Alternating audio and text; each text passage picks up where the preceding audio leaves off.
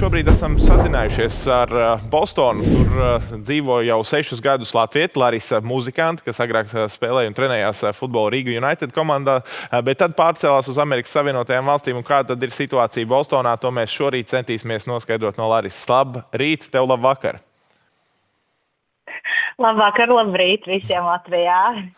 Bostona vēl tikai gaida savu pirmo pasaules kausa spēli, un jums tur būs tādas komandas redzamas kā Haiti, Skotija, Irāka, Norvēģija, Maroka, Anglija, Gana, Norvēģija, Francija, tāpat astotdaļfināls un ceturtdaļfināla cīņas.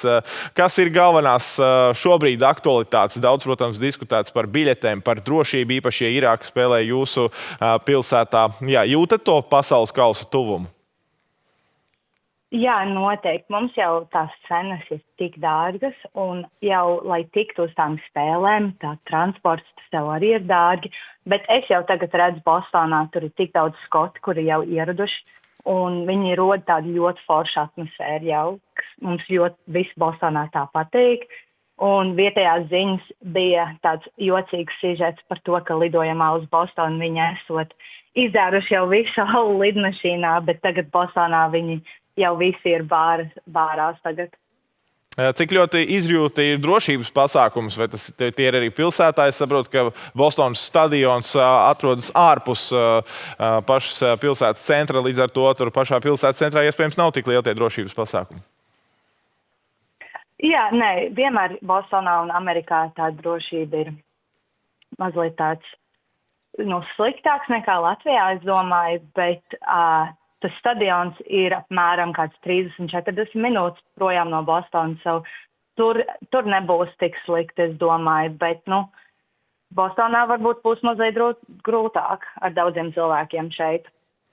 Kā vairāk pamani ziņu lentēs sociālos medijos, ir svētku sajūta, vai tomēr daudz tiek runāts arī par tām negācijām, kas ir par kaut kādiem protestiem, biļešu cenām, vīzu problēmas un, protams, arī drošības jautājumiem?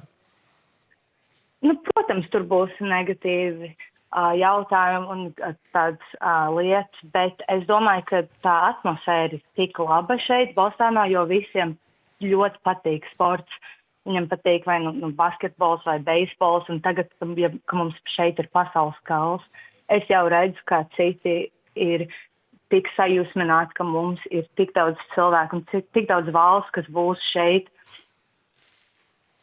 Laris, pastāst lūdzu arī par biļešu cenām. Noteikti tas ir daudz apspriests. Es skatījos Haiti, Skotijas spēle, kas ir tuvākā. Tur lētākā šķiet jau bija $2400 uz šo spēli, bet kopumā jā, no tavu paziņu loka, cik daudzi ir gatavi maksāt šādu naudu un doties klātienē apskatīt futbolu? Protams, ir bažas par cenām. Gan biļetes uz spēlēm, gan transports uz spēlēm. Piemēram, mums vismaz ir biļetes uz Angliju pret Ganu, bet tos mēs oriģināli nopirkām par kādu $310, bet tagad tās biļetes jau maksā kādus $1000. Un tā jau vienmēr es jau redzu, Amerikā tā ir, kad tu nopirci biļetes uz kaut kādu summu, vai $50 vai $100, un tad pēc kādām dažām dienām vai nedēļām tie vienmēr ir tik dārgi, un tā jau visu laiku šeit Amerikā ir, un tīpaši Bostonā.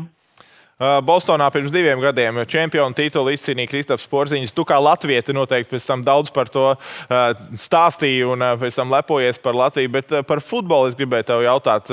Amerikāņu futbols ir pirmais, kas noteikti nāk prātā Amerikas iedzīvotājiem. Cik populārs ir šis Eiropas futbols? Vai viņi pievērš lielāku uzmanību tad, kad notiek pasaules kausa, vai tomēr futbols ir arī uz lielās kartes Amerikas sporta tirgu?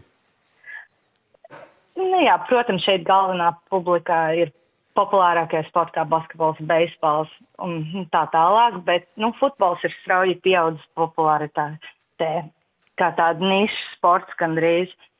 Tie, kuri seko futbolu, šeit ir ļoti zinoši, un tas arī ir pierādījums, ka tagad var skatīties jebkuru valsts līgas uz televīzijas.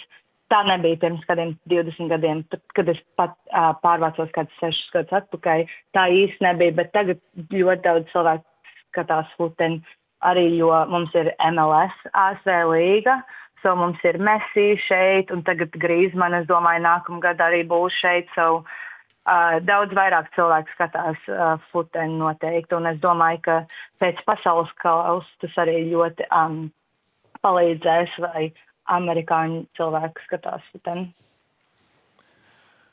Paldies tev par sarunu un novēlu baudīt pasaules kausu un tiešām izbaudīt to, ka Bostonā būs iespējas redzēt arī tādas komandas kā Anglija, to pašu Franciju, Norvēģiju, Skotiju. Kā jau minēju, Skoti ir ļoti daudz. Tā kā lai skaists pasaules kauss Bostonā un ne tikai Bostonā, bet visās 3 valstīs - ASV, Meksikā un Kanādā. Laris Muzikanti bija sarunā no Bostonas, Amerikas Savienotajām valstīm.